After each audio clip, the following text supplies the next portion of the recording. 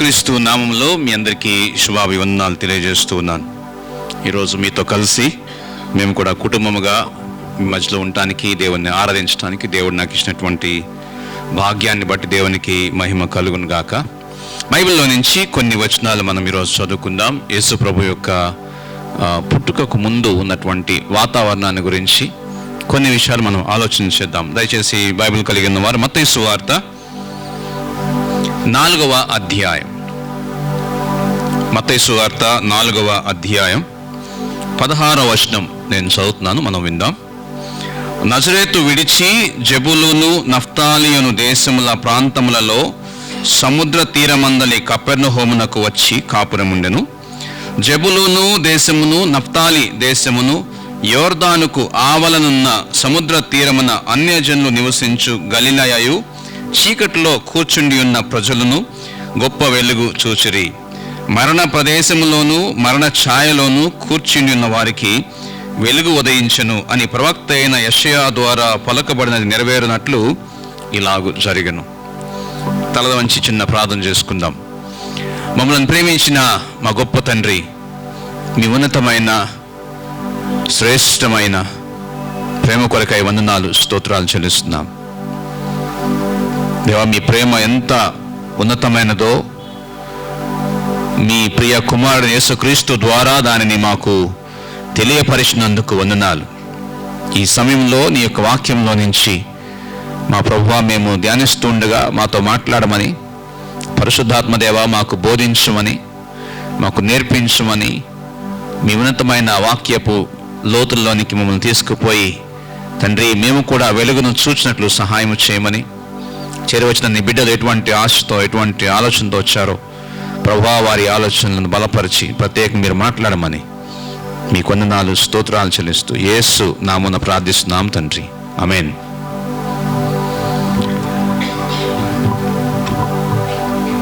ఇశ్రాయేల్ దేశంలో ఉన్నటువంటి ఒక ప్రత్యేకమైన ఆచారం ఏంటి అనంటే, ప్రతి పండుగ దేవుడు వారికి ఇచ్చినటువంటి పండుగ ఆచరించేటప్పుడు కుటుంబముగా చేరి ఆచరించాలి.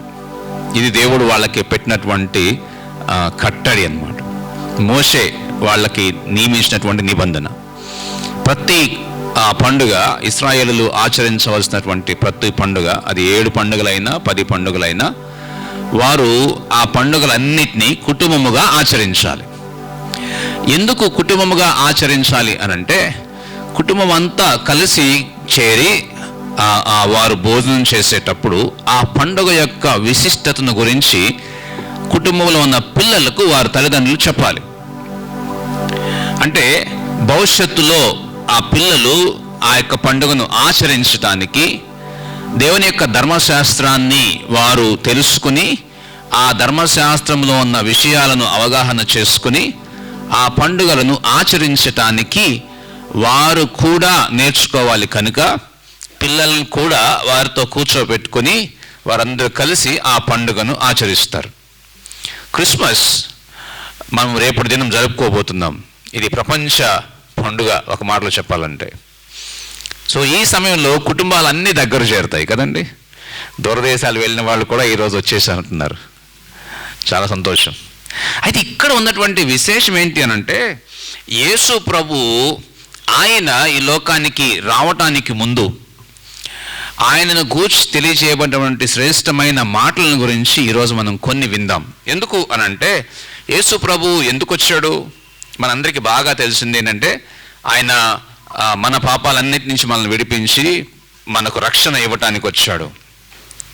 ఇది మనందరికీ బాగా తెలిసినటువంటి విషయం.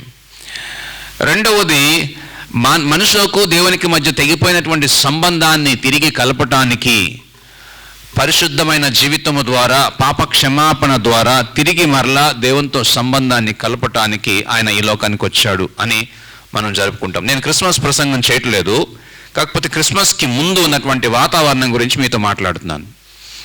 అయితే ఇక్కడ బైబిల్లో ఉన్నటువంటి పరిస్థితుల గురించి ఒకసారి ఆలోచన చేస్తే, యేసు ప్రభు పుట్టుకకి ముందు ఉన్నటువంటి వాతావరణం గురించి కొన్ని విషయాలు మనం చూద్దాం. ఈ వచనంలో మనం చదివినటువంటి 4వ అధ్యాయం మత్తయి సువార్త 16వ వచనంలో ఒక ప్రాముఖ్యమైనటువంటి సంఘటన కనిపిస్తూ ఉంది. ఏంటి అనంటే, జబులూను దేశమును, నఫ్తాలి దేశమును, యోర్దానుకు ఆవలనున్న అవతల వైపు ఉన్నటువంటి సముద్ర తీరమునున్న అన్యజనుల దేశమైన గలిలయయు, తర్వాత ఆ పైన ఒక మాట ఉంది, సముద్ర తీరమున కపెర్నహూమును. ఈ ప్రాంతాలన్నీ ఏం కనిపించినాయి అంట? చీకట్లో ఉన్న వారికి గొప్ప వెలుగు కనిపించిందంట. రెండవది, మరణ ప్రదేశంలోను మరణ ఛాయలోను కూర్చుని ఉన్న వారికి వెలుగు ఉదయించెను. అంటే ఇక్కడ ఉన్నటువంటి వాతావరణం ఎంత భయంకరంగా ఉందో ఒక్కసారి ఆలోచించేద్దాం. యేసుప్రభు పుట్టడానికి ముందు ఉన్నటువంటి వాతావరణం, అక్కడ మరణ ఛాయలు కనిపిస్తూ ఉన్నాయి, అంతా చీకటి అలుముకుంది, అంధకారమైనటువంటి పరిస్థితులు ఉన్నాయి. అక్కడ ఎటువంటి నిరీక్షణ లేనటువంటి బ్రతుకుతూ ఉన్నారు అక్కడ ఉన్నటువంటి ప్రజలు.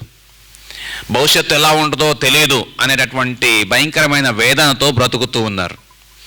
రేపటి పరిస్థితి ఏంటో తెలియదు అటువంటి స్థితిలో ఉన్నారు వాళ్ళంతా.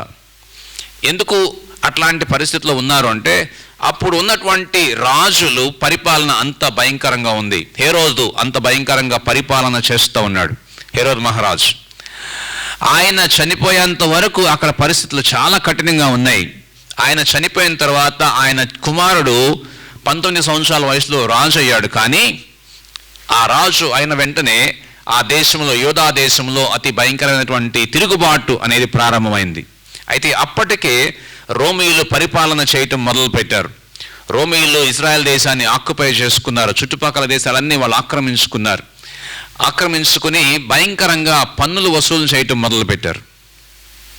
ప్రజల దగ్గర నుంచి పన్నులు వసూలు చేయటం మొదలుపెట్టారు. ఎంత భయంకరంగా అంటే, వాళ్ళు ఇవ్వకపోతే వాళ్ళని తీసుకెళ్లి జైల్లో పెట్టడం, హింసించడం, చచ్చేదాకా వదిలిపెట్టేవాళ్ళు కాదు. అంత భయంకరంగా వాళ్ళని హింసించడం మొదలుపెట్టారు. అంటే వాళ్ళు తినటానికి తిండి లేకపోయినా పర్లేదు, కానీ పన్ను మాత్రం కట్టాలి. అంతటి భయంకరమైనటువంటి శ్రమ ఆ దేశంలో అలుముకుంది. అందుకని అక్కడ మనం చూస్తాం ఏంటి అని అంటే, వాళ్ళు మరణ ఛాయల్లో ఉన్నారు. అంతేకాదు అటువంటి పరిస్థితుల్లో తిరుగుబాటు ఉంది. ప్రజలు ఒకరొకరు చంపుకోవటం మొదలు పెట్టారు.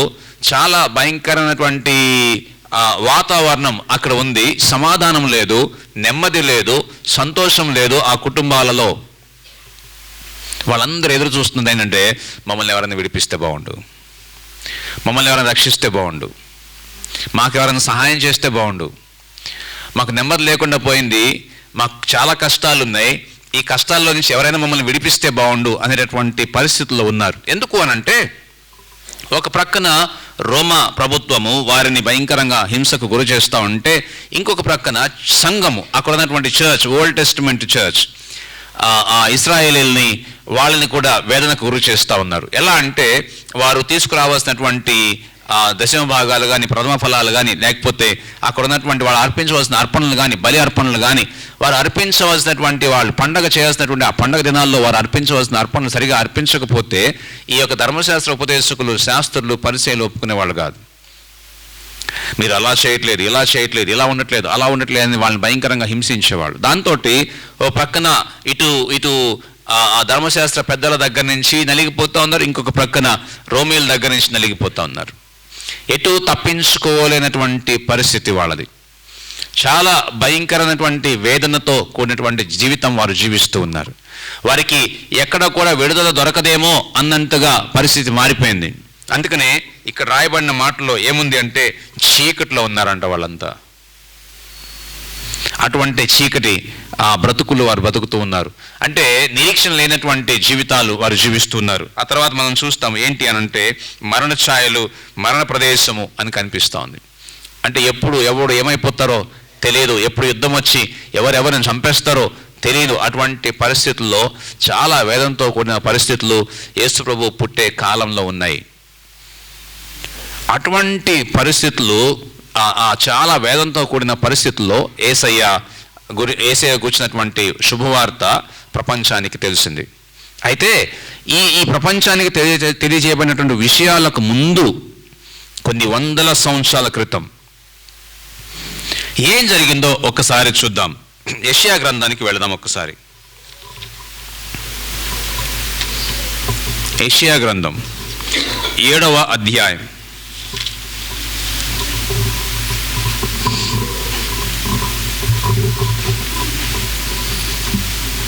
యెషయా గ్రంథం 7వ అధ్యాయంలో ఇక్కడ ఒక ప్రాముఖ్యమైనటువంటి సంఘటన కనిపిస్తుంది. ఒకసారి చూద్దాం. మొదటి వచనం నేను చదువుతున్నాను. యూదా రాజైన ఉజ్జియా మనుబడును యోతాము కుమారుని ఆహాజు దినములలో సిరియా రాజైన రెజీనును ఇశ్రాయేలు రాజును రెమల్యా కుమారుడైన పెకహును యుద్ధము చేయవలనని యెరూషలేము మీదకి వచ్చిరి గాని అది వారి వలన కాకపోయాను. అప్పుడు సిరియనులు ఎఫ్రాయిమీలను తోడు చేసుకునిరని దావీదు వంశస్థులకు తెలుపబడగా గాలికి అడవి చెట్లు కదిలినట్లు వారి హృదయములు వారి జనుల హృదయమును కదిలెను. అప్పుడు యెహోవా యెషయాతో ఇలాగు సెలవిచ్చెను. ఆహాసును ఎదుర్కొనుటకు నీవును నీ కుమారుడైన షేరయాషూబును చాకిరేవు మార్గమున పై కోనేటి కాలువ కడకు పోయి అతనితో ఇలాగు చెప్పుము. భద్రము సుమి, నిమ్మళించుము, పొగరాజుచున్న ఈ 2 కొరకంచు కొనలకు అనగా రేజీనును సిరియనుల రెమల్యా కుమారుడును అనువారి కోపాగ్నికి జడియకుము. నీ గుండె అవియనీయకుము. సిరియాయు ఎఫ్రాయిమును రెమల్యా కుమారుడు నీకు కీడు చేయవలని ఆలోచించచ్చు. మనము యూదా దేశం మీదకి పోయి దాని జనులను భయపెట్టి దాని ప్రాకారములను పడగొట్టి టాబెయేలను వాని కుమారుని దానికి రాజుగా నియమించదము రండని చెప్పుకుని. అయితే ప్రభువైన యెహోవా ఇలాగు సెలవిచ్చుచున్నాడు, ఆ మాట నిలువదు, జరుగదు. దమస్కు సిరియాకు రాజధాని, దమస్కునకు రెజీను రాజు. 65 సంవత్సరములు కాక మునుపు ఎఫ్రాయిము జనము కాకుండా నాశనమగును. షుమ్రోను ఎఫ్రాయిమునకు రాజధాని, షుమ్రోనునకు రెమల్యా కుమారుడు రాజు. మీరు నమ్మకుండిన ఎడల స్థిరపడక ఉందురు. ఈ మాటలు అయిన తర్వాత దేవుడు యెషయాతో ఇంకా మాట్లాడుతున్నాడు. ఎందుకు ఈ పైవచనం నేను చదివించాను అంటే విషయం చెప్తాను. యెహోవా ఇంకను ఆహాజునకు ఇలాగు సెలవిచ్చును, నీ దేవుడైన యెహోవా వలన సూచన అడుగుము. అది పాతాళమంత లోతైనను సరే, ఊర్ధ్వలోకమంత ఎత్తైనను సరే. ఆహాజు, నేను అడుగను, యెహోవాను శోధింపనని చెప్పగా అతడు ఇలాగు చెప్పెను. దావీదు వంశస్థులారా వినుడి. ఎవరు మాట్లాడుతారు ఇక్కడ? యెషయా ప్రవక్త మాట్లాడుతున్నాడు దేవుడు ఇచ్చినటువంటి ఆ మాట ద్వారా. దావీదు వంశస్థులారా వినుడి. మనుషులను విసికించుట చాలదనుకొని నా దేవుని కూడా విసికింతురా. కాబట్టి 14వ వచనం, కాబట్టి ప్రభువు తానే ఒక సూచన మీకు చూపును. ఆలకించుడి. కన్యక గర్భవతి కుమారుని కని అతనికి ఇమ్మానుయేలును పేరు పెట్టును. కీడును విసర్జించుటకును మేలును కోరుకొనుటకును అతనికి తెలివి వచ్చినప్పుడు అతడు పెరుగు తేనెను తినును. కీడును విసర్జించుటకును మేలును కోరుకొనుటకును ఆ బాలునికి తెలివి రాకమునుపు నిన్ను భయపెట్టు, ఆ 2 రాజుల దేశము పాడు చేయబడును. ఇక్కడ ఉన్నటువంటి ప్రవచనం యెషయా ద్వారా తెలియజేయబడినటువంటి ప్రవచనంలో అతి ప్రాముఖ్యమైనటువంటి 2 సత్యాలు ఉన్నాయి. ఒకటి ఏంటి అని అంటే అక్కడ ఉన్నటువంటి ప్రస్తుత పరిస్థితి. ఇది క్రీస్తు పూర్వం 700 కాలంలో జరిగినటువంటి పరిస్థితి. అప్పుడు యెషయా మాట్లాడుతూ ఉన్నాడు. యెషయా మాట్లాడుతూ దేవుని యొక్క ఆత్మ ద్వారా ప్రేరేపించబడి ప్రవచనాన్ని చెప్తూ ఒక మాట చెప్పాడు. ఏంటది? 14వ వచనము. తానే దేవుడే ఒక సూచన మీకు చూపిస్తాడు. ఏంటా సూచన? కన్యక గర్భవతి కుమారుని కని అతనికి ఇమ్మానుయేలును పేరు పెట్టుదురు. ఇది ప్రపంచమంతా తెలిసినటువంటి ఒక ప్రాముఖ్యమైనటువంటి ప్రవచనము యేసు ప్రభు యొక్క పుట్టుకను గూర్చి. అయితే ఇక్కడ జరుగుతున్నటువంటి సంఘటనకిను ఇక్కడ చెప్పబడిన ప్రవచనానికి సంబంధం లేదు. పై వచనాలలో ఉజ్జియా రాజు చాలా వేదంతో ఉన్నాడు. ఎందుకనంటే అవతల నుంచి ఇశ్రాయేలు వస్తారో, లేకపోతే అవతల నుంచి సిరియా రాజు వస్తాడో, లేకపోతే ఎఫ్రాయిమీలు వస్తారో, యుద్ధం చేస్తారో, మమ్మల్ని చంపేస్తారేమో అని భయంతో ఉన్నాడు. అటువంటి పరిస్థితుల్లో ఇక్కడ ఈ ప్రవచనం చెప్పడం ఏంటి? మాకేదన్నా దేవుడు సహాయం చేస్తాడేమో అని ఎదురు చూస్తా ఉన్న సమయంలో అక్కడ అట్లాంటి ప్రవచనం చెప్పడం ఏంటి? ఎందుకు? ఆహాజు దేవుని దగ్గరికి రాలేదు. ఆహాజు మనుషుల దగ్గరికి వెళ్తూ మొదలుపెట్టాడు. ఎవరైనా సహాయం చేస్తారేమో అనుకుంటున్నాడు. అటువంటి పరిస్థితుల్లో ఆహాజు చేసినటువంటి ఆ ప్రయత్నం ఏం కనిపిస్తుంది అంటే రాజులు 2వ గ్రంథం మనం చూడొచ్చు. ఆహాజు చేసిన ప్రయత్నం ఎట్లాంటిది అని అంటే రాజులు 2వ గ్రంథంలో 16వ అధ్యాయంలో ఆ విషయాలు మనం చూడొచ్చు. అంటే యెషయా ఎప్పుడున్నాడు అనమాట? ఈ కాలంలో ఉన్నాడు అని అర్థం. 16వ అధ్యాయం 6వ వచనం నుంచి మనం చూద్దాం. ఆ కాలమందు సిరియా రాజైన రెజీను ఏలతును మరలా పట్టుకొని సిరియన్ల వశము చేసి ఏలత్లో నుండి యూదా వారిని వెళ్ళగొట్టగా సిరియన్లు ఏలతు పట్టణమునకు వచ్చి కాపురం ఉండిరి. నేటి వరకును వారు అచ్చటనే ఉన్నారు. ఇట్లుండగా ఆహజు యెహోవా మందిర సంబంధమైనట్టు రాజనగరు సంబంధమైనట్టు సామగ్రులలో కనబడిన వెండి బంగారులను తీసుకుని అష్షూరు రాజునకు కానుకగా పంపి, 8వ వచనం జాగ్రత్తగా వినండి, నేను నీ దాసుడను నీ కుమారుడై ఉన్నాను గనుక నీవు వచ్చి నా మీదకి లేచిన సిరియా రాజు చేతిలో నుండి ఇశ్రాయేలు రాజు చేతిలో నుండి నన్ను రక్షింపవలనని అష్షూరు రాజైన తిగ్లప్తిలేసెరునకు దూతలను పంపగా అష్షూరు రాజు అతని మాట అంగీకరించి దమస్కు పట్టణం మీదకి వచ్చి దానిని పట్టుకొని రేజీనును హతము చేసి ఆ జనులను కీరు పట్టణమునకు చేరతీసుకుని పోయెను. సో రాజైన అహాజు అష్షూరు రాజైన తిగ్లప్తిలేసెరును కలుసుకొనుటకై దమస్కు పట్టణమునకు వచ్చి దమస్కు పట్టణమందు ఒక బలిపీఠమును చూచి దాని పోలికను మచ్చును దాని పని విధానమంతయు యాజకుడైన ఉరియాకు పంపెను. ఇక్కడ జాగ్రత్తగా ఈ విషయం మనం గమనించినట్లయితే ఏం కనిపిస్తుంది అనంటే, యెషయా ప్రవచించే కాలంలో, అంటే ఈ అహాజు రాజు పరిపాలన చేస్తున్నటువంటి కాలంలో యూదా మీదకి భయంకరమైన యుద్ధం ప్రారంభమైంది. ఎక్కడి నుంచి? సిరియా నుంచి. అంతేకాదు ఇంకొకళ్ళు ఎఫ్రాయిమీలు కూడా ఉన్నారు, ఇశ్రాయేలు.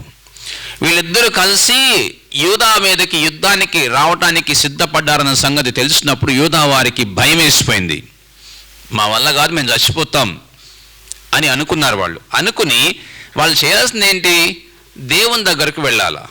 దేవా మాకు సహాయం చేయి, మాకు శ్రమ వచ్చి పడింది, మాకు కష్టం వచ్చి పడింది అని వాళ్ళు దేవుని సన్నిధికి వెళ్ళాల్సింది పోయి ఆ రాజు ఎవరి దగ్గరికి వెళ్ళాడంటే అష్షూరు రాజు దగ్గరికి వెళ్ళాడు. అష్షూరు రాజు దగ్గరికి వెళ్ళి మాకు సహాయం చేయండి అని కోరుకుంటా ఉన్నాడు. సో అటువంటి టైంలో అష్షూరు రాజుతో మాట్లాడుతూ ఉన్నప్పుడు అక్కడ ఏం కనిపించింది వారికి అనంటే, అష్షూరు రాజుకి దగ్గరికి వెళ్ళి బతినాడు, అయ్యా నా బయటికి శత్రువులు వచ్చారు, నన్ను కాపాడు అని అతన్ని అడుగుతూ ఏం చేశాడు ఈ యొక్క రాజు అహజు అనంటే, దేవాలయంలో ఉన్న కొన్ని బంగారు వస్తువుల్ని వెండి వస్తువుల్ని బహుమతిగా పంపించాడు. దేవుని దగ్గరికి వెళ్ళి దేవుని సహాయం అడగాల్సింది పోయి మనుషుల సహాయాన్ని అడిగాడు. సో అటువంటి సమయంలో దేవుడు ఒక వాగ్దానం చేస్తూ వచ్చాడు. ఏంటి అనంటే 6వ వచనం మనం చూద్దాం. 6వ అధ్యాయం 6వ వచనం యెషయా గ్రంథం 7వ అధ్యాయం 6వ వచనంలో ఒక మాట ఉంటుంది. ఏమనంటే, మనం యూదా దేశం మీదకి పోయి దాని జనులను భయపెట్టి దాని ప్రాకారం పడగొట్టి టాబేయులను వాని కుమారుని దానికి రాజుగా నియమించదమని రెండని చెప్పుకున్నటువంటి మాట ఏంటది? ఫస్ట్ భయపెట్టి ఆ కిందకు వచ్చేస్తే ఏమిటా మాట కనిపిస్తుంది అంటే 16వ వచనం ఈ మాట నేను చదువుతున్నాను. కీడును విసర్జించుటకును మేలును కోరుకున్నటకును ఆ బాలునికి తెలివి రాక మునుపు నిన్ను భయపెట్టు రాజులు లేదా ఆ దేశాలు. ఎవరా దేశాలు? సిరియా దేశము, అంతేకాదు రెండోది ఎఫ్రాయిమీలు.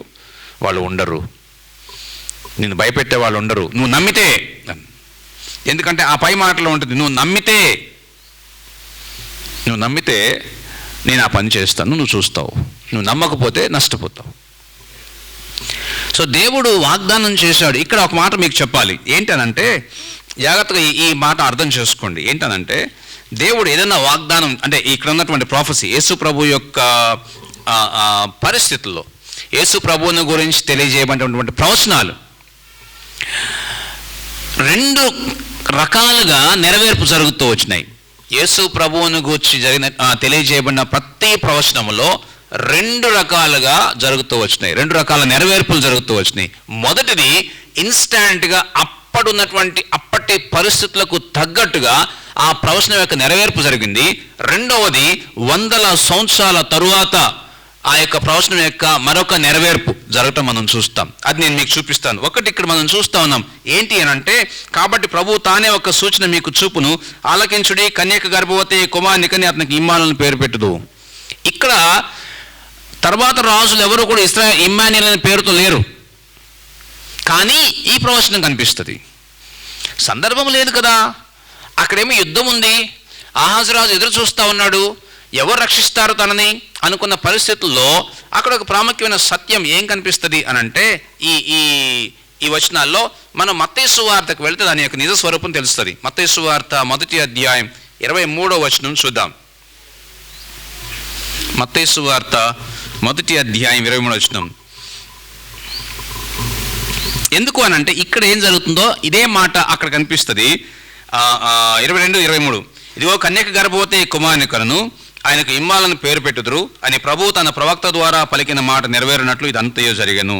ఇమ్మానుయేలు పేరునకు భాషాంతరమున దేవుడు మనకు తోడని అర్థము. ఏం కనిపిస్తుంది ఇక్కడ అంటే ఇదే మాట అక్కడ కనిపిస్తుంది. కానీ ఇక్కడున్న పరిస్థితులకి, ఇక్కడున్నటువంటి రాజుల యొక్క పరిస్థితులకి మనం జాగ్రత్తగా అర్థం చేసుకుంటే ఈ యెషయా గ్రంథంలో 8వ అధ్యాయంలో జాగ్రత్తగా 2 పుస్తకాలు పట్టుకుని కూర్చోండి. యెషయా గ్రంథాన్ని పట్టుకున్నట్లనే యెషయా గ్రంథం 8వ అధ్యాయానికి వెళదాం. యెషయా గ్రంథం 8వ అధ్యాయంలో ఒకసారి చూద్దాం. మొదటి వచనాలు. మరియు యెహోవా, నీవు గొప్ప పలక తీసుకుని మహేరుషలాల్ హష్బజ్ అని మాటలు సామాన్యమైన అక్షరములతో దాని మీద వ్రాయము. నా నిమిత్తము నమ్మకమైన సాక్ష్యము పలుకుటకు యాజకుడైన ఉరియాను ఎబెరెక్యాయు కుమారుడైన జకర్యాను సాక్షులుగా పెట్టదని నాతో చెప్పెను. నేను ప్రవక్త యొద్దకు పోతిని, ఆమె గర్భవతి కుమారుని కనగా యెహోవా అతనికి మహేరుషలాల్ హష్బజ్ అను పేరు పెట్టుము. ఈ బాలుడు నాయనా అమ్మా అని నేరక మునుపు అష్షూరు రాజును అతని వారును దమస్కు యొక్క ఐశ్వర్యమును షోమ్రోను దోపుడు సొమ్మును ఎత్తుకొని పోదురు. ఇది దాని యొక్క నెరవేర్పు. అంటే ఈ ముందు అధ్యాయంలో మనం చూసామే 7వ అధ్యాయము 14వ వచనంలో తానే ఒక సూచన మీకు చూపును, కన్యక గర్భవతే కుమారుని కనును అనన్నమే. దాని యొక్క నెరవేర్పు ఈ 8వ అధ్యాయం మొదటి 2-3 వచనాల్లో మనకు కనిపిస్తుంది. ఎందుకు అనంటే దేవుడు అక్కడ ఇశ్రాయేలుని విడిపించటానికి తనకు తానుగా పూనుకోవాల్సి వచ్చింది. అంతేకాదు అక్కడ మాట మనం చూస్తున్నాము. ఏమిటా మాట అనంటే ఈ బాలుడు నాయనా అమ్మ అని అన్నేరక మునుపు అష్షూరు రాజు అతని వారును నమస్కు యొక్క ఐశ్వర్యమును షోమ్రోను దోపుడు సొమ్మును ఎత్తుకొని పోదురు. అట్లా ఎత్తుకొని పోతే వారికి తిండి ఉండదు. వారికి తిండి ఉండకపోతే అక్కడ ఏం జరుగుతుంది అనంటే ఆ తర్వాత మనం చదువుకుంటూ పోతే ఏం జరుగుతుంది అనంటే వారికి తినటానికి లేక ఏం చేస్తారు అనంటే ఒక ముసలి ఆయన ఒక్కడే పాలు తన దగ్గర ఉన్నటువంటి మేకల్ని తర్వాత బర్రెల్ని వాటిని పెంచుకున్నాడు. వాటిని ఆవు పాలు ఆ బర్రె పాలు తీసుకుని వాటిని పెరుగు చేసుకుని అవి తింటాడు. ఇక్కడ ఆ మాట మనకు కనిపిస్తుంది. ఏంటనంటే ఉన్నటువంటి విషయాలన్నిటిలో ఒకటి మాత్రం కనిపిస్తుంది. ఎందుకు అనంటే దేవుడు ఎప్పుడైతే మనము ఆయనను నమ్ముతామో ఆయన మనకు కావాల్సిన వాటన్నిటిని ఏర్పాటు చేస్తాడు. నమ్మకపోయినా చేస్తాడు. కానీ ఎప్పుడైతే నువ్వు ఆయన నమ్ముతావో నీ విశ్వాసాన్ని బట్టి దేవుని యొక్క అద్భుతమైనటువంటి హస్తాన్ని లేదా దేవుని యొక్క అద్భుతమైనటువంటి ప్రేమను నువ్వు గ్రహించగలుగుతావు. అది ఈ యొక్క అధ్యాయంలో ఈ వచనాల్లో మనం చూస్తాం. 2వ నెరవేర్పు ఎక్కడ చూస్తామంటే మత్తయి సువార్త 1వ అధ్యాయం 21వ వచనంలో మనకు కనిపిస్తుంది. ఇప్పుడు మనం చదువుకుందాం. ఆమె యొక్క కుమారుని కనును, తన ప్రజలను వారి పాపముల నుండి ఆయనే రక్షించును గనుక ఆయనకు యేసు అని పేరు పెట్టుదు అని. ఎందుకు ఈ మాట నేను చెప్తున్నానంటే ఈ 2 వచనాలు ఎందుకు మాట్లాడుతున్నాను అంటే అక్కడున్నటువంటి పరిస్థితులు, అంటే యెషయా మాట్లాడే సమయానికి యూదా దేశంలో ఉన్నటువంటి పరిస్థితులు వారికి చాలా వ్యతిరేకంగా ఉన్నాయి. కనుక యెషయా ద్వారా అప్పటికి కావాల్సినటువంటి విషయాలు తెలియజేశాడు దేవుడు. రెండవది అదే ప్రవచనం యొక్క 2వ నెరవేర్పు మత్తయి సువార్తలో దాదాపు 730 సంవత్సరాల తరువాత మనం చూస్తాం.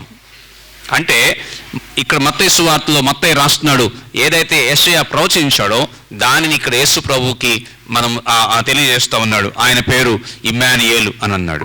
ఎందుకు ఇక్కడ అంటే ఈ 7వ అధ్యాయంలో అష్షూరు రాజు దేవుణ్ణి నమ్మలేదు. కానీ అక్కడ దేవుడే తనకు తానుగా తెలియజేస్తున్నాడు, దేవుడు మీతో ఉంటాడు.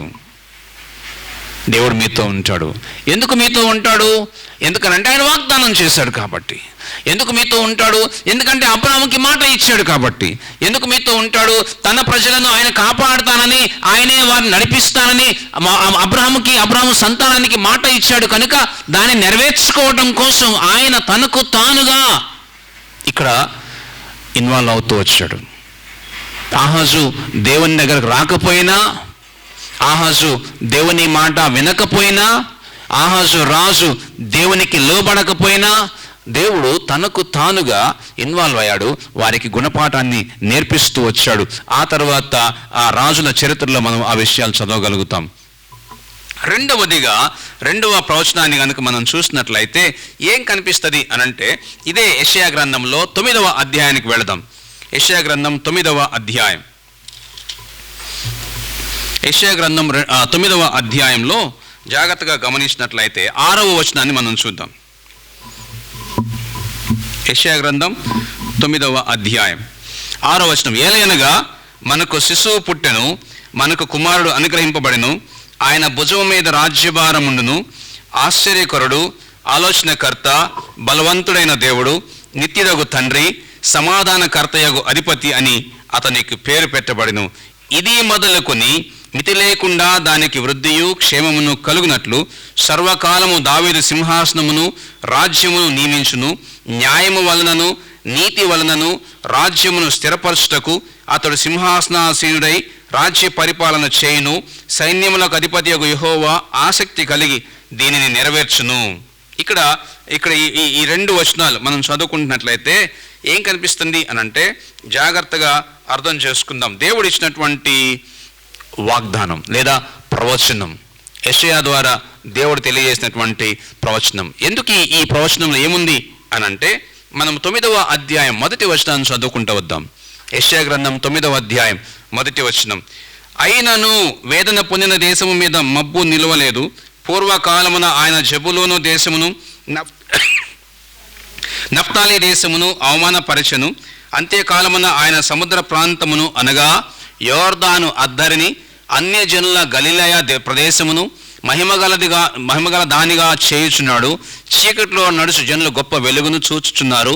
మరణ ఛాయగల దేశ నివాసుల మీద వెలుగు ప్రకాశించును. ఇక్కడ ఏం కనిపిస్తుంది? ఏదైతే మనం ఇందాక మత్తయి సువార్త 4వ అధ్యాయంలో చదువుకున్నామో అదే మాట మనం ఇక్కడ చూడగలుగుతున్నాం. అంటే దేవుడు ఆయన తన ప్రజల విషయంలో ఎంత పర్టికులర్గా జాగ్రత్త కలిగి ఉన్నాడు. అప్పటికి కావలసినటువంటి జవాబు ఇవ్వటమే కాదు, భవిష్యత్తుకు సంబంధించినటువంటి భరోసా కూడా దేవుడు ఇస్తూ ఉన్నాడు. చాలా మందికి ఎటువంటి ఆలోచన ఉంటుందంటే, రేపేం జరుగుతుందో మాకు తెలియదు కాబట్టి ఈ రోజు చాలా ఎంజాయ్ చేద్దాం అనుకుంటారు చాలాసార్లు. ఎవరికి తెలుసండి రేపటి సంగతి, ఇప్పుడు సంగతి ఆలోచిద్దాం అని అంటారు. నిజమే, ఒప్పుకుంటాను.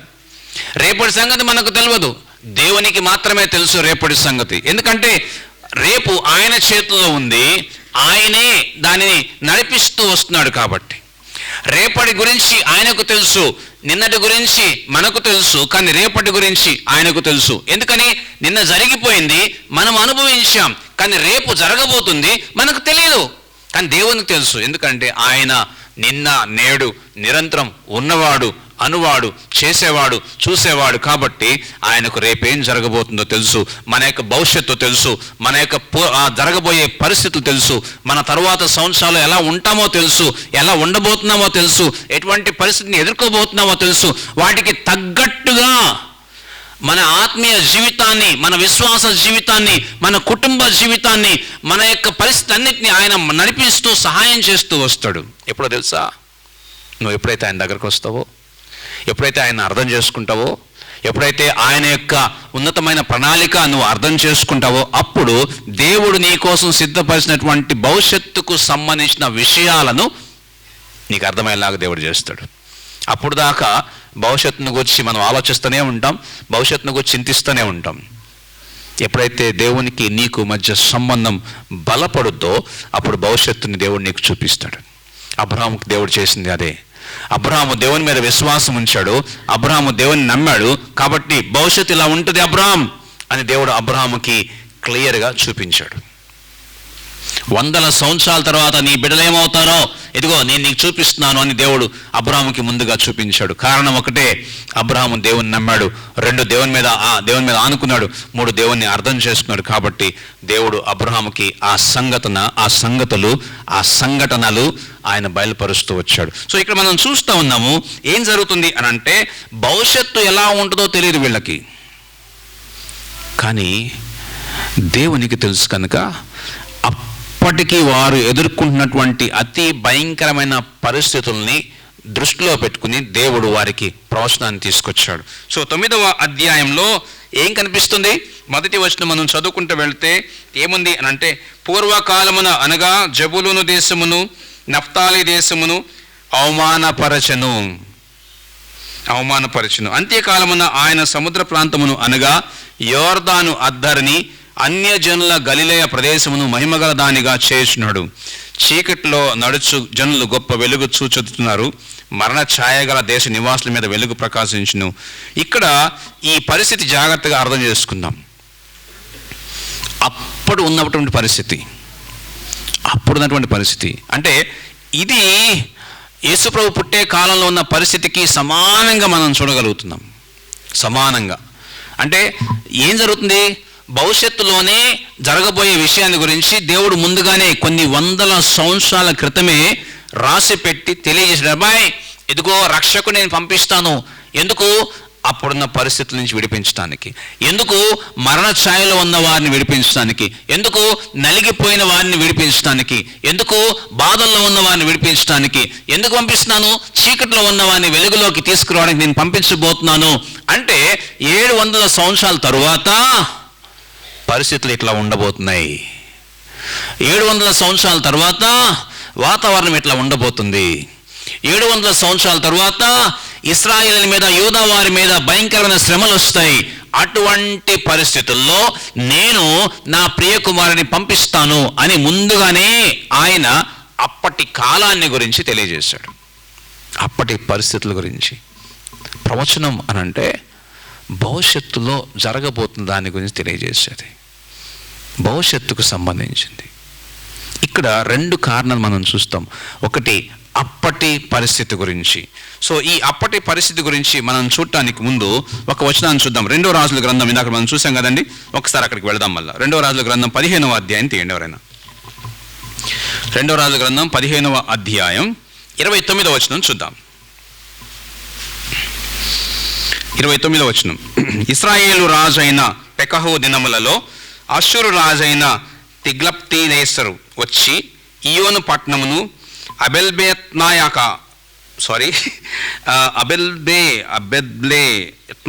పట్టణమును, యెనోయహు పట్టణమును, కెదేషు పట్టణమును, హాసోరు పట్టణమును, గిలాదు దేశమును, గలిలయ దేశమును, నఫ్తాలి దేశమంతయును పట్టుకొని అచ్చటను వారిని అష్షూరు దేశమునకు చెరగా తీసుకుని పోయాను. అప్పుడు ఎలా కుమారుడైన హోషేయ ఇశ్రాయేలు రాజును రెమల్యా కుమారుడైన పెకహు మీద కుట్ర చేసి అతని మీద పడి అతనిని చంపి యూదా రాజని ఉజ్జియా కుమారుడైన యోతాము ఏలుబడిలో 20వ సంవత్సరమున అతనికి మారుగా రాజయ్యను. ఇక్కడ జాగ్రత్తగా గమనించినట్లయితే ఏం కనిపిస్తుంది?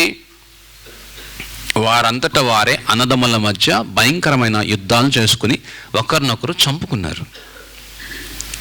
నెమ్మది లేనటువంటి దినాల్లో వాళ్ళు ఉన్నారు. సమాధానము లేనటువంటి దినాల్లో వాళ్ళు ఉన్నారు. భయంకరమైనటువంటి పరిస్థితుల్లో వాళ్ళు ఉండగా అక్కడ ఏం కనిపిస్తుంది అనంటే, ఏలైనగా మనకు శిశువు పుట్టెను అంటాడు. ఏలైనగా మనకి శిశువు పుట్టెను. ఆయన ఎట్లాంటి వాడు? బలవంతుడు. ఆయన రాజుగా ఉన్నాడు. ఆయన యొక్క అధికారాన్ని గురించి, ఆయన గుణలక్షణాల గురించి మనం చూస్తాం. ఆయన మనకు కుమారుడు అనుగ్రహించబడును. ఆయన భుజము మీద రాజ్యభారం ఉండును.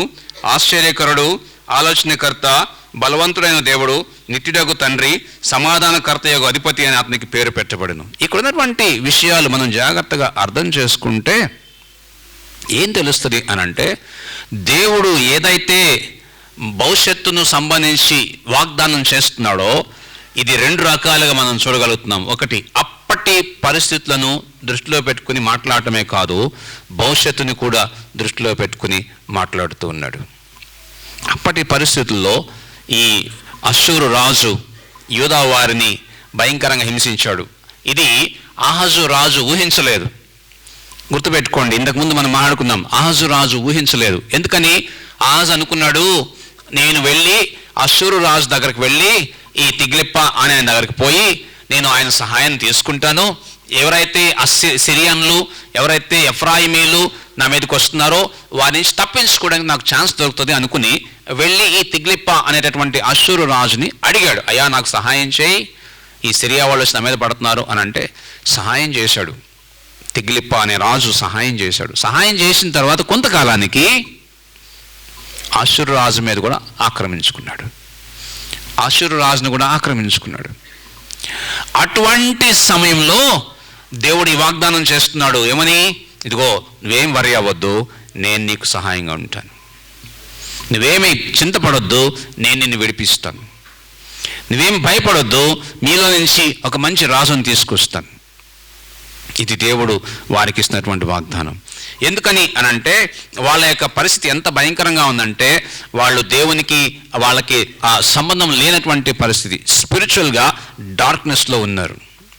కనుక దేవుడు వారికి తన యొక్క ప్రేమను తెలియజేయడానికి మొదలుపెట్టాడు.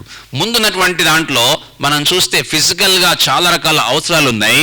ఇప్పుడు రెండవ ప్రవచనంలో మనం చూసినప్పుడు వారు స్పిరిచువల్గా చీకట్లో ఉన్నారు, రక్షణ లేనటువంటి పరిస్థితిలో ఉన్నారు, విడుదల లేనటువంటి పరిస్థితిలో ఉన్నారు, దేవుని యొక్క భయము కానీ దేవుణ్ణి ఆరాధించడం కానీ లేనటువంటి పరిస్థితిలో ఉన్నారు. కనుక దేవుడు వారికి తెలియజేస్తూ, బాయ్ మీకు కుమారుని ఇస్తాను, ఆ కుమారుడు రక్షకుడిగా ఉంటాడు అనే విషయాన్ని ఆయన తెలియజేస్తూ అన్నాడు కదా, మీకు ఒక శిశువు పుట్టాడు, ఆయన మనకు కుమారుడుగా అనుగ్రహిస్తాడు, ఆయన భుజం మీద రాజ్యభారం ఉంటుంది, ఆయన ఆశ్చర్యకరుడుగా ఉంటాడు, ఆలోచనకర్తగా ఉంటాడు. అంతేకాదు ఆయన ఎట్లాంటి వాడిగా ఉంటాడంటే సమాధానాన్ని తీసుకొస్తాడు, నెమ్మది తీసుకొస్తాడు. చాలాసార్లు మనకున్నటువంటి శ్రమలను బట్టి, మనకున్నటువంటి కష్టాలను బట్టి, మనకున్నటువంటి భయంకరమైనటువంటి కుటుంబంలోని వ్యతిరేకమైనటువంటి పరిస్థితులను బట్టి, లేదా సమాజంలో మనకున్నటువంటి వ్యతిరేకమైన పరిస్థితులను బట్టి, లేదా మనం ఉద్యోగం చేస్తున్నటువంటి స్థలాలలో మనకు ఎదురవుతున్నటువంటి భయంకరమైన వ్యతిరేకమైన పరిస్థితులను బట్టి, లేదా మన చుట్టూ ఉన్నటువంటి సమాజంలో ఉన్నవారు మనల్ని దూరంగా తక్కువగా చేసి చూస్తున్న మాటలని బట్టి దేవుడు వెంటనే రెస్పాండ్ అవుతాడు. రెండు రకాలుగా, ఒకటి అప్పటికి ఆయన సహాయంగా నిలబడతాడు, అంతేకాదు రెండవది భవిష్యత్తులో వాళ్ళందరి మధ్యలో నిన్ను పైకి లేవని తీసుకొస్తాడు. ఇది ఇన్స్టెంట్గా జరిగేది కాదు, గుర్తుపెట్టుకోండి. ఆయన మాయ మంత్రాలు చేసి మిమ్మల్ని పైకి లేపి తీసుకురాడు, ఇన్స్టెంట్గా జరగదు. కానీ ఆయన నెమ్మదిగా చూస్తూ ఉండగానే ఎవరైతే నిన్ను హింసించారో, ఎవరైతే నిన్ను అవమానించారో, ఎవరైతే నేను తక్కువగా మాట్లాడారో వారందరి మధ్యలో, అది సమాజమైనా, అది కుటుంబమైనా, అది ఆఫీస్ అయినా, నువ్వు ఎక్కడున్నా సరే వారందరి మధ్యలో నిన్ను ఉన్నతంగా తీసుకొస్తాడు. అటువంటి దేవుడు గొప్ప దేవుడు. ఎందుకో తెలుసా? ఆయన నిన్ను ప్రేమిస్తున్నాడు కాబట్టి, ఆయన నిన్ను పట్టించుకుంటున్నాడు కాబట్టి, ఆయనకు నువ్వంటే చాలా ఇష్టం కాబట్టి. ఎందుకని ఇదంతా అనంటే నిన్ను ఆయన తన స్వరూపంలో చేసుకున్నాడు కనుక, తన స్వహస్తాలతో చేశాడు, ఆయన హస్తాలలో చెక్కుకున్నాడు కనుక. నేను ఒకరోజు విబిఎస్ ప్రోగ్రామ్స్ చేశాం పిల్లలకి విజయవాడలో చాలా సంవత్సరాల క్రితం చాలా కష్టపడి పని చేశాము. చాలా డిసప్పాయింట్ అయిపోయాను, చాలా కృంగిపోయాను ఒక రకంగా చెప్పాలంటే. ఎంత పెద్ద ప్రోగ్రామ్స్ చేసిన తర్వాత కొన్ని వందల మంది పిల్లలకి ప్రోగ్రామ్స్ చేశాను. అప్పుడు నేను చదువుతుంది 10th క్లాస్ చదువుతుండగానే కొన్ని వందల మంది పిల్లలకి విబిఎస్ ఆర్గనైజ్ చేసిందంతా అయిపోయిన తర్వాత ఎందుకో మొత్తానికి ఒక భయంకరమైన సమస్య మా మీద పడింది. దాంతో కృంగిపోయి విబిఎస్ గ్రౌండ్లోని అందరూ వెళ్ళిపోయిన తర్వాత ఒక్కడనే కూర్చుని ఏడుస్తా ప్రార్థన చేస్తాను. నాతో పాటున్న కొంతమంది ఫ్రెండ్స్ కలిసి ఇద్దరు ఏం చేశారంటే ఒక పేపర్ తీసుకొచ్చారు, ఒక తెల్ల పేపర్ తీసుకొచ్చారు. తెల్ల పేపర్ తీసుకొచ్చి నాకు ఇచ్చారు. నేను అది రోల్ చేస్తుంది తెల్ల పేపరే అనుకున్నాను. నేను తెల్ల పేపరే అనుకుని సర్లే అని వాళ్ళతో మాట్లాడుతూ ఉన్నాను. వాళ్ళు ఆ పేపర్ నాకు ఇచ్చి మళ్ళీ కలుద్దాంలే, నువ్వు కూర్చో అని చెప్పి వెళ్ళిపోయారు వాళ్ళు. వాళ్ళు వెళ్ళిపోయిన తర్వాత ఆ పేపర్ రోల్ చేస్తుంది కాబట్టి జస్ట్ అట్లా ఓపెన్ చేశాను. ఓపెన్ చేసినప్పుడు దాంట్లో 2 బొమ్మలు కనిపించినాయి, ఒక వాక్యం కనిపించింది. దాంట్లో బొమ్మ ఏంటంటే ఒక చెయ్యి హస్తం వాళ్ళు వేశారు, బొమ్మ గీశారు, చెయ్యి బొమ్మ గీశారు. దాని మధ్యలో నా ఫోటో పెట్టారు. దాని మధ్యలో ఫోటో పెట్టి కింద ఒక మాట రాశారనమాట, చూడు నా అరచేతిలో నేను చెక్కుని ఉన్నాను. అప్పుడు దాకున్న బాధ, అప్పుడు దాకున్న వేదన, అప్పుడు దాకున్నటువంటి నిరాశ మొత్తం ఒక్క మాటతో ఎగిరిపోయినాయి. దేవుడు నన్ను విడిచిపెట్టలేదు, ఆయన చేతుల్లో నేను ఉన్నాను, ఆయన నాకు సహాయంగా ఉంటాడు. ఎందుకు ఈ మాట చెప్తున్నానంటే, ఇక్కడ ఉన్నటువంటి పరిస్థితి అది చీకటి సమస్య అయినా సరే, లేదు అవమానంతో కూడిన పరిస్థితి అయినా సరే, లేదు నిందతో కూడిన పరిస్థితి అయినా సరే, నువ్వు ఎట్లాంటి శ్రమ గుండా వెళుతున్నా సరే నిన్ను పట్టించుకునే దేవుడు ఉన్నాడు. ఆయన ప్రేమగల దేవుడు. అందుకే ఆయన రెండవ సంఘటన ఏర్పాటు చేస్తున్నాడు. ప్రవచనంలోని రెండవ నెరవేర్పు ఏంటి అని అంటే, మనం చూస్తున్నాం. లూకా సువార్తకు వెళదాం ఒక్కసారి. లూకా సువార్త 4వ అధ్యాయం, ఎవరైనా చదువుతారా ప్లీజ్? లూకా సువార్త 4వ అధ్యాయం 18వ వచనం.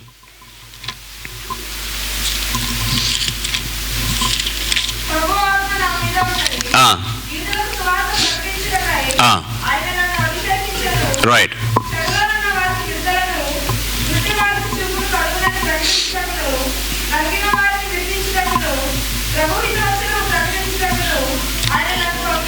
చాలండి. ఇక్కడ ఒక అద్భుతమైనటువంటి పదం కనిపిస్తూ ఉంది. ఏంటది? బీదలకు సువార్త ప్రకటించడానికి, దాని తర్వాత చెరలో ఉన్న వారిని విడిపించటానికి, గుడ్డి వారికి చూపు ప్రకటించటానికి, నలిగిన వారిని విడిపించటానికి ఆయన నన్ను పంపించాడు. నలిగిపోయి ఉన్నా, విసిగిపోయి ఉన్నా, లేకపోతే వేసారిపోయి ఉన్నా, దేవుడు ముందుగానే ప్లాన్ చేశాడు నీ కోసం.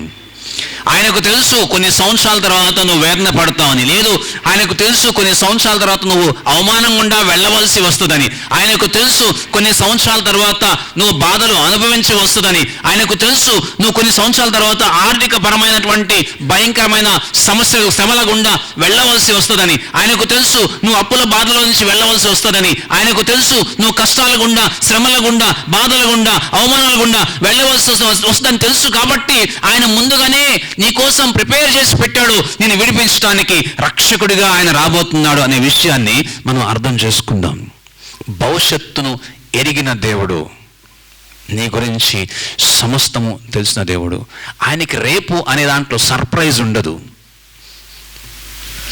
ఆయన నమ్మి మనకిచ్చిన దాన్ని మనం రిజెక్ట్ చేస్తే అది సర్ప్రైజ్ అవుతుంది. మనకు సర్ప్రైజ్ అంతే, ఆయనకి సర్ప్రైజ్ కాదు. ఎందుకో తెలుసా? ఆయనకు భవిష్యత్తు తెలుసు కాబట్టి. ఆయనకి ఏది సర్ప్రైజ్ కాదు. మన ఇంట్లో వాళ్ళకి సర్ప్రైజ్. అవునా, వాడు ఇట్లా చేశాడా అనుకుంటాం మనం. అవునా అని అంటాం, అది మనకు సర్ప్రైజ్. కానీ దేవునికి కాదు. ఎందుకో తెలుసా? నువ్వు చేయబోయేది ఆయనకు తెలుసు. ఇక్కడ మనం చూస్తూ ఉన్నాము, మనకు కుమారుడు పుడతాడు, ఆయన భుజం మీద రాజ్యభారం ఉంటుంది, ఆశ్చర్యకరుడు, ఆలోచనకర్త. ఆయన ఎట్లాంటి పని చేయబోతున్నాడు? విడిపించబోతా ఉన్నాడు. బంధకాల్లో ఉన్న వారిని విడిపించబోతా ఉన్నాడు. చెరలో ఉన్న వారికి విడుదల అని అంటే జైల్లో ఉన్న వారికి కాదండి, బంధకాల్లో ఉన్న వాళ్ళకి. ఎట్లాంటి బంధకాలు? అది అప్పుల బంధకం అవ్వచ్చు, ఆర్థిక బంధకం అవ్వచ్చు, లేదా లోక సంబంధమైనటువంటి శారీరకమైనటువంటి బంధకాలు అవ్వచ్చు, లేకపోతే తాగుడు బంధకం అవ్వచ్చు, వ్యభిచారం బంధకం అవ్వచ్చు, లేకపోతే డ్రగ్స్తో కూడిన వాటిలో బంధకం అవ్వచ్చు, లోక సంబంధమైనటువంటి కోరికలతో కూడినటువంటి బంధకాలు అవ్వచ్చు. వాటన్నిటిలో నుంచి విడిపించడానికి ఆయన ముందుగానే ప్లాన్ చేశాడు. మనం చూద్దాం. యెషయా గ్రంథం 37వ అధ్యాయంలో ఒక మాట నేను చదువుతాను. యెషయా గ్రంథం 37వ అధ్యాయం 32వ వచనం నేను చూస్తున్నాను. శేషించువారు యెరూషలేములో నుండి బయలుదేరుదురు, తప్పించుకుని వారు సియోను కొండలలో నుండి బయలుదేరుదురు. సైన్యములకు అధిపతియగు యెహోవా ఆసక్తి దీనిని నెరవేర్చును. దీనిని నెరవేరుస్తుంది. ఎక్కడుంది మాట? మనం చూస్తాం. ఇందాక యెషయా గ్రంథంలో ఆయన ఒక మాట కనిపిస్తూ ఉంది. ఏంటి ఆ మాట అంటే, ఆయన ఆసక్తి కలిగి దీనిని నెరవేరుస్తాడట. ఎట్లాంటి ఆ వాటిని? యెషయా గ్రంథం నేను చదువుతున్నాను, 7వ అధ్యాయం చివరి వచనం నేను చదువుతున్నాను. అతడు సింహాసనాసీనుడై రాజ్య పరిపాలన చేయును, సైన్యములకు అధిపతియగు యెహోవా ఆసక్తి కలిగి దీనిని నెరవేర్చును. దీనిని, ఈ పైన సంఘటనని, అంటే తన కుమారుని పంపించడం ద్వారా ఆయన ఆసక్తి కలిగి ఉన్నాడు. అంతేకాదు 32వ వచనం మనం చదువుతున్నాము. ఏంటి మాట అనంటే, యెషయా గ్రంథంలోనే మనం చూస్తున్నాం. 37వ అధ్యాయంలో 32వ వచనంలో అదే మాట మనం చదువుతాం. ఆసక్తి కలిగి దేవుడు చేయబోతున్నటువంటి కార్యం. శేషించువారు యెరూషలేము నుండి బయలుదేరుదురు, తప్పించుకుని వారు సియోను కొండలలో నుండి బయలుదేరుదురు. సైన్యంలోకి అధిపతిగా యెహోవా ఆసక్తి కలిగి దీనిని చేస్తాడు. ఎందుకని? ఎవరైతే శ్రమలో ఉన్నారో, ఎవరైతే బాధల్లో ఉన్నారో వారిని విడిపించటానికి ఆయన ఆసక్తి కలిగి ఉన్నాడు, ఆయన ఆశ కలిగి ఉన్నాడు, ఆయన ఆశతో ఈ పని చేస్తూ ఉన్నాడు. 3వ ప్రవచనం చూద్దాం. యెషయా గ్రంథము 9వ అధ్యాయంలోనే 2వ వచనం మనం చూస్తాం. చీకట్లో నడుచు జనులు గొప్ప వెలుగును చూచుచున్నారు, మరణ ఛాయగల దేశ నివాసులు మీద వెలుగు ప్రకాశించును. ఇది మనం చూసాం ఇందాక మత్తయి సువార్త 4వ అధ్యాయంలో 16వ వచనం దాని యొక్క నెరవేర్పుని మనం చూడగలుగుతున్నాం. ఎందుకు ఈ మాట నేను చెప్తున్నాను అనంటే, పాపం నుంచి లేదా శాపం నుంచి ఉన్నటువంటి మన జీవితాల్లో వాటికి వెలుగును తీసుకురావడానికి ఆయన వచ్చి ఉన్నాడు. పాపంలో ఉండిపోయారు వాళ్ళు, దేవునికి వాళ్ళకు మధ్య సంబంధం లేదు. అందువలన వారికి దేవుణ్ణి ఆయన పరిచయం చేస్తూ ఉన్నాడు. ఇక్కడ మనం చూస్తాము, పాపము చేయటం వలన దేవునికి దూరం అయిపోయినటువంటి వారికి తిరిగి మరలా దేవుణ్ణి వారికి పరిచయం చేయటం ద్వారా వెలుగును వారి జీవితాల్లోనికి దేవుడు తీసుకురావడానికి ఇక్కడ 3వ ప్రవచనాన్ని మనం చూడగలుగుతాం. యేసు ప్రభు రావటం ద్వారా వారి జీవితాల్లో దేవునికి వారికి మధ్య సంబంధము మరలా తిరిగి రెస్టోర్ చేయబడింది. పాపము ద్వారా ఏదైతే ఆది కాండములో మనం చూస్తామో 3వ అధ్యాయంలో అవ్వ చేసిన పాపము ద్వారా దేవునితో మనకున్న సంబంధము తెగిపోయిందో, దేవునితో మనకున్న సంబంధాన్ని మనం కోల్పోయామో, తిరిగి మరలా దాన్ని రెస్టోర్ చేయటానికి దేవుడు యేసుక్రీస్తు ద్వారా మనకు ఆ సంబంధాన్ని తిరిగి తీసుకొచ్చినటువంటి విషయంలో ఇక్కడ మనం చూస్తాం. ఏంటి అనంటే, చీకట్లో ఉన్న వారికి వెలుగు, మరణ ఛాయలో ఉన్న వారికి గొప్ప ఆ నిరీక్షణ అక్కడ దొరుకుతుంది. ఎట్లా అంటే, మనం చచ్చిపోతే ఏడకపోతాం, పాపం చేసి చచ్చిపోతే ఏడకపోతాం, నరకానికి పోతాం. కానీ దాని నుంచి తప్పించడానికి యేసు ప్రభు ఈ లోకానికి వచ్చాడు. అదే భవిష్యత్తును కూర్చున్నటువంటి నిరీక్షణ దేవుడు మనకు ఇచ్చాడు. చీకట్లో ఉన్నవారికి వెలుగు అంటే, పాప జీవితంలో ఉన్నవారికి, దేవునితో సంబంధం తెగిపోయి పాపముతో నిండిపోయి, పాపపు అలవాట్లతో నిండిపోయి, మోసంతో నిండిపోయి, లేదా భయంకర వ్యభిచారంతో, పాపంతో, లోక సంబంధమైన అలవాట్లతో, లోక సంబంధమైన స్నేహాలతో నిండిపోయి ఉన్న మన జీవితాల్లో చీకట్లో నుంచి వెలుగులోనికి తీసుకురావడానికి యేసయ్య రావాల్సి వచ్చింది అనే విషయాన్ని ముందుగానే ప్రవక్త ద్వారా ఆయన ప్రవచించాడు. 4వ ప్రవచనాన్ని చెప్పి నేను ముగిస్తాను. ఒకసారి చూద్దాం. మీకా గ్రంథం 5వ అధ్యాయం.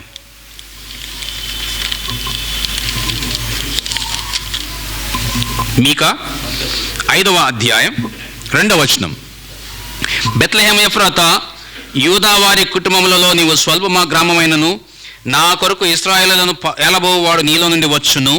పురాతన కాలం మొదలుకొని శాశ్వత కాలము ఆయన ప్రత్యక్షమగుచుండెను. ఇక్కడ మనం చూస్తూ ఉన్నాం. జాగ్రత్తగా ఈ మాటను మనం విన్నట్లయితే దేవుడు తెలియజేయబోతున్నటువంటి ఇంకొక ప్రవచనం మనం చూడగలుగుతాం. దీని యొక్క నెరవేర్పు కూడా మనం అప్పటికప్పుడు చూడొచ్చు. ఎట్లా అంటే 3వ వచనం. కాబట్టి ప్రసవమగు స్త్రీ పిల్లలను కనువరకు ఆయన వారిని అప్పగించును, అప్పుడు ఆయన సహోదరులలో శేషించిన వారు ఇశ్రాయేలులతో కూడా తిరిగి వస్తురు. ఎక్కడైతే మనం ఇంతకు ముందు యెషయా గ్రంథంలో కానీ రాజుల 2వ గ్రంథంలో కానీ చదివామో, ఎవరైతే చెదిరిపోయారో వారందరూ తిరిగి మరలా రావటానికి దేవుడు మార్గాన్ని సరళం చేశాడు. బందీలుగా పట్టబడ్డవారు తిరిగి మరలా రావడానికి దేవుడు మార్గాన్ని సరళం చేశాడు. 8వ అధ్యాయం యెషయా గ్రంథంలో యెషయాకి 2 కొడుకులు పుడతారు. ఒక ఆయన పేరు, 2 పేర్లు 2 మార్చి దేవుడు చెప్తాడు అక్కడ. ఒక ఆయన పేరు మహేశ్వరాలు హష్బజన్ పెట్టవయా అంటాడు. 2వ ఆయన పేరు అంటే మొదటి ఆయన పేరులో ఏం కనిపిస్తుంది అంటే, ఏదైతే ఈ శేషం ఉందో, వాళ్ళందరూ బందీలుగా పట్టబడ్డారో, వారందరినీ అన్య దేశపు రాజులు తీసుకొని పోయారో వారందరినీ తిరిగి వస్తారు అని అంటాడు. 2వ దాంట్లో ఆయన ఏం చెప్తాడంటే, తిరిగి వచ్చిన తర్వాత మరలా వారి మధ్యలోనే యుద్ధం ప్రారంభమైంది. కాబట్టి జాగ్రత్త అని తెలియజేస్తూ ఇక్కడ మీకా ద్వారా ఆయన ఒక మాట తెలియజేస్తున్నాడు 2వ వచనంలో. ఏంటది? బెత్లెహేము ఎఫ్రాతా, యూదా వారి కుటుంబంలో నీవు స్వల్ప గ్రామమైనను, తర్వాత నా కొరకు ఇశ్రాయేలును ఏలబోవాడు నీలో నుండి వచ్చును. ఇది ప్లాన్డ్. అక్కడ ఒక అద్భుతమైన పదం కనిపిస్తుంది. ఎట్లా?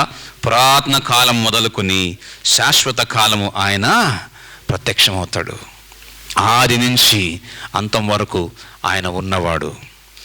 Everlasting to everlasting, from beginning to ending. There is no end, but he will be there. అటువంటి గొప్ప దేవుడు, ప్రేమగల దేవుడు మనల్ని ప్రేమించి తన యొక్క ప్రవక్తల ద్వారా ఆయన రాకడను గురించి ముందుగానే ప్రవచించాడు. కారణం ఏంటో తెలుసా? అప్పుడు ఉన్నటువంటి పరిస్థితులు చాలా భయంకరంగా, చాలా వేదనాభరితంగా, కష్టాలతో ఉన్నాయి కనుక దేవుడు వారిని దృష్టిలో పెట్టుకుని ముందుగానే సిద్ధపాటు చేశాడు. ఒక మాట నేను చదివిన తర్వాత ముగిస్తాను, దయచేసి ఎవరైనా సహాయం చేయండి. మత్తయి సువార్త 2వ అధ్యాయంలో 5వ వచనం చూద్దాం. ఇంకొకరు ఎవరైనా హెబ్రీ పత్రిక 2వ అధ్యాయం 17వ వచనం తీయండి. మత్తయి సువార్త 2వ అధ్యాయం 5వ వచనం. ఏలయనగా యూదా దేశపు బెత్లెహేమా, నీవు యూదా ప్రధానులలో ఎంత మాత్రమును అల్పమైన దానవి కావు, ఇశ్రాయేలును నా ప్రజలను పరిపాలించు అధిపతి నీలో నుండి వచ్చును అనే ప్రవక్త ద్వారా వ్రాయబడింది. దాని యొక్క నెరవేర్పు ఇక్కడ చూస్తూ ఉన్నాం. ఇశ్రాయేలుని పరిపాలించడానికి రాజు వచ్చాడు. ఆ తర్వాత మనం చూడగలిగినటువంటి అద్భుతమైన సంఘటనలు దావీదు కుటుంబంలో నుంచి మనకు కనిపిస్తాయి ఇశ్రాయేలుని పరిపాలించడానికి. ఎందుకు ఈ మాట నేను చెప్తున్నాను అంటే, ఇక్కడ యేసు ప్రభు దావీదు వంశము ద్వారా దేవుడు వాగ్దానం చేసి తీసుకొచ్చాడు. ఎక్కడి నుంచి? అబ్రహాము దగ్గర నుంచి. రెండవదిగా ఇక్కడ మనం చూస్తూ ఉన్నాము, ఈ శ్రమలో ఉన్న వారిని విడిపించడానికి, విడుదల ఇవ్వటానికి యేసు ప్రభు ఈ లోకానికి రావాల్సి వచ్చింది. ఎలాంటి వాడిగా వచ్చాడో తెలుసా? హెబ్రీ పత్రికలో చూద్దాం ఎలాంటి వాడిగా వచ్చాడు. ఎవరైనా చదవండి 2వ అధ్యాయం 17వ వచనం. హెబ్రీ పత్రిక 2:17. దేవుని సంబంధమైన కార్యములలో కనికరమును నమ్మకమును గల ప్రధాన యాజకులకు నిమిత్తము అన్ని విషయాలలో ఆయన తన సహోదరుల వంటి వాడు కావాల్సి వచ్చింది. అన్ని విషయాలలో ఎలాంటి వాడిగా అయ్యాడు? తన సహోదరుల వంటి వాడు అయ్యాడు. అంటే సామాన్యుడిగా ఆయన రావాల్సి వచ్చింది, సామాన్యుడిగా ఆయన పుట్టవలసి వచ్చింది.